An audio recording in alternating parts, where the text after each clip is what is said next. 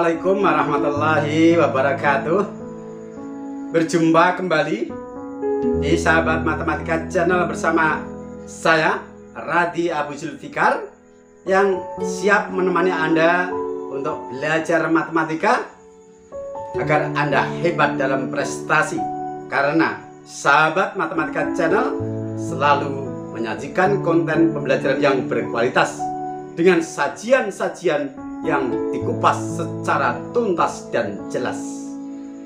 Pada kesempatan yang baik ini, Sahabat Matematika Channel hadir untuk Anda dalam rangka melanjutkan pembahasan materi bilangan bulat yang pada episode kali ini kita akan mengawali subtopik operasi perkalian bilangan bulat.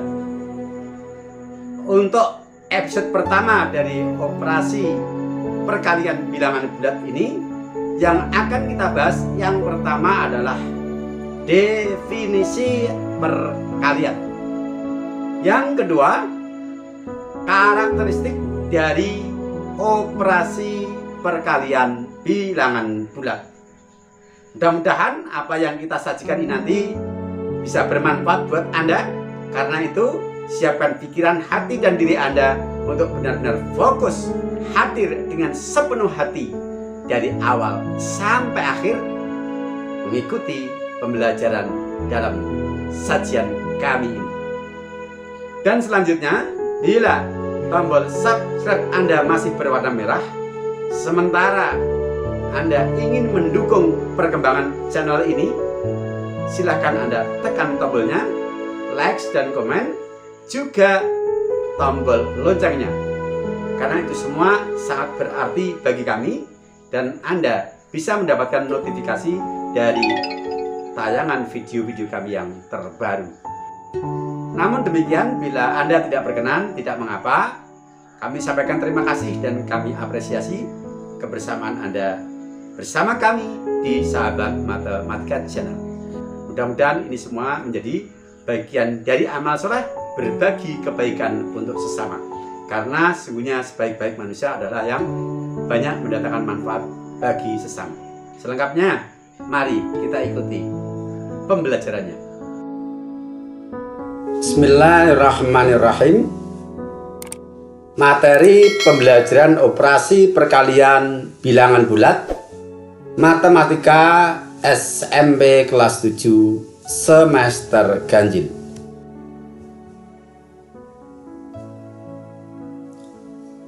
A. Konsep perkalian. Untuk memahami konsep perkalian, perhatikan kasus yang pertama. Ani baru saja periksa dokter dan dia mendapatkan 4 jenis obat masing-masing berbentuk kapsul, dan aturan minumnya adalah sehari 3 kali, yaitu pagi, siang, dan malam. Bagaimana kamu menyatakan pola minum obat Ani setiap hari jika dinyatakan sebagai operasi bilangan matematika untuk mengetahui jumlah obat yang diminum Ani dalam sehari? Bagaimana? Oke? Kamu bisa menyatakan pola minum obat Ani setiap hari dalam 2 model operasi matematika. Yang pertama atau model pertama, Ani minum obat pagi 4 kapsul, siang 4 kapsul, dan malam 4 kapsul. Sehingga jika dinyatakan dalam operasi penjumlahan adalah 4 kapsul ditambah 4 kapsul ditambah 4 kapsul sama dengan 12 kapsul, atau operasi bilangannya 4 ditambah 4 ditambah 4 sama dengan 12. Model yang kedua, Ani minum obat sehari 3 kali dan tiap kali minum 4 kapsul. sehingga dapat dinyatakan sebagai perkalian 3 dikali 4 kapsul sama dengan 12 kapsul, atau operasi perkalian matematiknya 3 dikali 4 sama dengan 12. Jadi ada dua cara menyatakan Ani minum obat setiap harinya, dan total kapsul yang diminum dalam sehari adalah sama-sama 12 kapsul. Biar lebih jelas bagaimana kita memahami konsep perkalian ini, baik, perhatikan untuk kasus yang kedua. Hasil rapat pengurus RT disepakati bahwa untuk pemavingan jalan, tiap warga dikenakan iuran Rp50.000 setiap bulan dari bulan Januari sampai April. Berapa total iuran yang harus ditanggung oleh setiap warga? Kita nyatakan dalam operasi matematik untuk model yang pertama.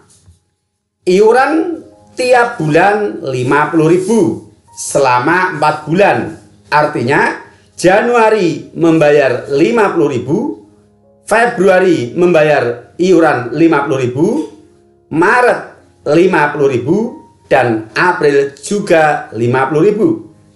Sehingga total iuran setiap warga jika dinyatakan dalam operasi penjumlahan adalah Rp50.000 ditambah Rp50.000 ditambah Rp50.000 ditambah Rp50.000 sama dengan Rp200.000. Di samping model satu ini juga bisa kita nyatakan model lain, yaitu model yang kedua.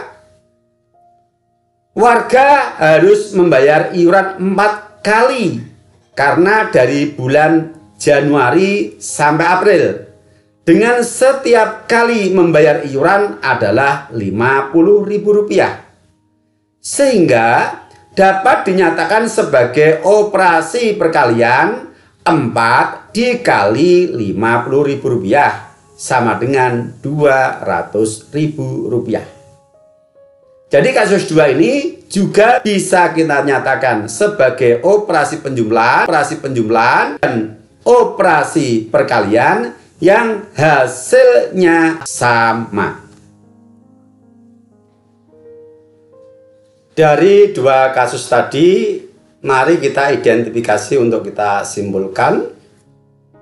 Yang pertama adalah pola minum obat Ani yang bisa dinyatakan sebagai 3 kali 4 dan 4 ditambah 4 ditambah 4 yang hasilnya sama-sama 12. Yang kedua adalah iuran warga yang bisa dinyatakan sebagai 4 kali 50 dan juga bisa dinyatakan sebagai 50 ditambah 50 ditambah 50 ditambah 50 yang hasilnya sama-sama 200. Maksudnya adalah 50.000 ya, dan 200-nya 200.000. Sehingga misal kita punya operasi perkalian 6 dikali P, ya perhatikan 6 dikali P dapat dinyatakan sebagai operasi penjumlahan. 6 dikali P sama dengan P ditambah P ditambah P ditambah P ditambah P ditambah P sebanyak 6 suku. Ya, penjumlahan berulang yang suku-sukunya sama sebanyak 6 suku. 6 kali P berarti P ditambah P ditambah P ditambah P ditambah P ditambah P sebanyak 6 suku. Nah, dari sini bisa kita tarik simpulan umum bahwa bentuk perkalian A dikali B didefinisikan sebagai berikut, yaitu A dikali B sama dengan B ditambah B ditambah B dan seterusnya ditambah B sebanyak A suku. Jadi ketika kita memiliki operasi perkalian dari sepasang bilangan, dapat dinyatakan sebagai operasi penjumlahan dari dengan perulangan suku sebanyak faktor yang pertama. B ditambah B ditambah A dikali B, dan B ditambah B ditambah B, dan seterusnya ditambah B sebanyak A suku. Lebih jelasnya, mari kita berikan contoh penerapan di dalam soal-soal. Lebih jelasnya, mari kita berikan beberapa contoh soal yang terkait dengan sebanyak A suku. Jadi, ketika kita memiliki sebuah operasi perkalian dari sepasang bilangan, maka bisa kita nyatakan sebagai penjumlahan dari faktor yang kedua dengan perulangan dari faktor kedua dengan perulangan suku sebanyak faktor yang pertama. Untuk itu, mari kita perhatikan beberapa contoh operasi perkalian. Yang pertama, 6 dikali 15. 6 dikali 15 berdasarkan definisi dapat dinyatakan sebagai operasi penjumlahan berulang dari faktor yang kedua yaitu 15 dengan pengulangan sebanyak faktor yang pertama yaitu 6. Artinya penjumlahan 15 sebanyak 6 suku. Penjumlahan 15 sebanyak 6 suku hasilnya adalah 90. Berikutnya soal nomor 2. 5 dikali negatif 8. Berdasarkan definisi dinyatakan sebagai penjumlahan negatif 8 sebanyak 5 suku. Penjumlahan negatif 8 sebanyak 5 suku hasilnya adalah negatif 40. Nomor 3. Negatif 4 dikali 20. Nah, bagaimana ini? Di depannya ada tanda negatif, sementara faktor yang pertama itu sebagai penentu banyaknya pengulangan suku. Santai saja, kita pisahkan tanda negatif dengan kurung, sehingga menjadi min dalam kurung 4 dikali 20. Yang di dalam kurung kita nyatakan sebagai operasi penjumlahan dari 20 sebanyak 4 suku, yang hasilnya adalah 80. Di depan kurung ada tanda min. Min 80 artinya lawan dari positif 80. Lawan positif 80 adalah negatif 80. Nomor 4. Negatif 3 dikali negatif 60. Keduanya bertanda negatif. Caranya kita kurung dengan memisahkan tanda min untuk faktor yang pertama. Iya. Untuk yang min 60 tetap, min dari 3 di luar kurung. Yang di dalam kurung kita fokus 3 dikali negatif 60 berarti penjumlahan 3 suku dari negatif 60. Negatif 60 ditambah negatif 60 ditambah negatif 60 adalah negatif 180 yang di dalam kurung. Di luar kurung ada tanda min. Min dalam kurung negatif 180 artinya adalah lawan dari negatif 180. Hasilnya sama dengan positif 180. Nah, sekarang kita perhatikan dengan seksama. Positif 6 dikali 15 hasilnya positif 90. Positif 5 dikali negatif 8 hasilnya adalah negatif 40. Negatif 4 dikali positif 20 hasilnya negatif 80. Dan yang terakhir negatif 3 dikali negatif 60 hasilnya positif 180. Semua proses kita kerjakan berdasarkan definisi perkalian, yaitu menyatakan operasi perkalian sebagai penjumlahan dari suku-suku faktor kedua sebanyak faktor pertama. Nah, dari sini maka mari kita identifikasi lebih detail untuk kita simpulkan. Yang pertama, bahwa positif 6 dikali positif 15 hasilnya positif 90. Yang kedua, positif 5 dikali negatif 8 hasilnya negatif 40. Yang ketiga, negatif 4 dikali positif 20 hasilnya negatif 80. Dan yang keempat, negatif 3 dikali negatif 60 hasilnya positif 180. Perhatikan dengan seksama. Positif dikali positif ternyata hasilnya positif. Positif dikali negatif hasilnya negatif. Negatif dikali positif hasilnya negatif. Negatif dikali negatif hasilnya positif. Apa yang bisa kita simpulkan dari sini? Dari identifikasi tersebut dapat kita tarik simpulan umum sebagai berikut. Hasil perkalian dua buah bilangan bulat yang bertanda sama atau sejenis tandanya hasilnya adalah positif. Lihat untuk nomor 1 dan nomor 4. Positif dikali positif hasilnya positif. Negatif dikali negatif hasilnya positif. Dan jika berlawanan tanda hasilnya adalah negatif.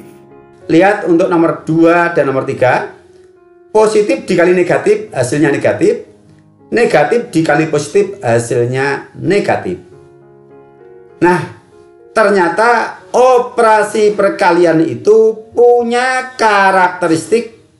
Yang pertama, bahwa ketika kita mengalihkan dua buah bilangan yang bertanda sama, hasilnya selalu positif. Sedangkan jika kita mengalihkan dua buah bilangan yang tandanya saling berlawanan, positif kali negatif atau negatif kali positif, hasilnya adalah negatif. Positif dikali positif sama dengan positif. Negatif dikali negatif sama dengan positif. Positif dikali negatif sama dengan negatif. Dan negatif dikali positif sama dengan negatif. Nah, dari sini ada nilai-nilai akhlak yang bisa kita ambil sebagai pelajaran. Kita umpamakan bahwa untuk faktor yang pertama atau depan, tanda positif atau plus itu artinya perintah, sedangkan tanda min itu artinya larangan. Sedangkan untuk faktor yang kedua adalah sikap atau reaksi kita terhadap perintah atau larangan. Sedangkan hasilnya merupakan akibat dari sikap kita terhadap perintah atau larangan. Sebagai misal, Anda sebagai siswa diperintahkan, anak-anak, kalian harus rajin belajar. Nah, ternyata sikap Anda adalah, iya, rajin belajar. Perintahnya rajin belajar, kalian rajin belajar, maka prestasi Anda akan bagus, positif. Kemudian larangan, anak-anak sebagai siswa jangan malas. Jangan malas itu sama artinya tidak malas. Larangannya jangan malas, kalian tidak malas. Ya, jangan malas dengan tidak malas itu kan identik gitu ya. Jangan malas, kalian tidak malas, maka Anda pasti prestasinya baik. Prestasinya pasti baik. Tapi coba sekarang, diperintahkan, anak-anak kalian harus rajin belajar. Lawan dari rajin belajar adalah tidak belajar atau malas belajar. Itu minus. Hasilnya prestasi kalian buruk. Anak-anak jangan malas. Lawan dari jangan malas itu malas. Ada larangan jangan malas, tapi kalian berlaku sebaliknya, malas. Maka prestasi kalian buruk. Sekarang dalam masalah agama misalnya. Anak-anak wajib berbakti kepada orang tua. Kalian berbakti, hidup kalian berkah. Anak-anak jangan durhaka kepada orang tua. Kalian tidak durhaka. Tidak durhaka itu sama artinya jangan durhaka. Hasilnya hidup Anda akan berkah. Penuh ridho orang tua. Nah, coba sekarang untuk ini. Anak-anak harus berbakti kepada orang tua. Sikap Anda sebaliknya, minus artinya tidak berbakti. Nah, Anda dosa besar. Hidup Anda tidak akan menemui keberkahan. Anak-anak jangan durhaka kepada orang tua. Lawan dari min itu plus. Lawan dari jangan durhaka itu justru kalian durhaka. Jangan durhaka, kalian malah durhaka. Dosa besar. Hidup Anda tidak membawa keberkahan. Masya Allah. Lagi-lagi matematika akhlak, ya, memberikan pengajaran kepada kita bahwa ketika kita benar dalam mensikapi perintah dan larangan akan menghasilkan dampak yang baik, dampak yang positif. Tapi ketika kita salah mensikapi perintah dan larangan, kerugian akan kita derita sendiri. Demikian untuk sementara tentang konsep perkalian dan karakteristik dari operasi perkalian. Perkalian dua bilangan yang bertanda sama hasilnya selalu positif, dan perkalian dua bilangan yang tandanya saling berlawanan hasilnya selalu negatif. Tandanya sama bisa positif kali positif, bisa negatif kali negatif. Tandanya berlawanan bisa positif kali negatif atau negatif kali positif. Oke, sampai berjumpa. Assalamualaikum warahmatullahi wabarakatuh.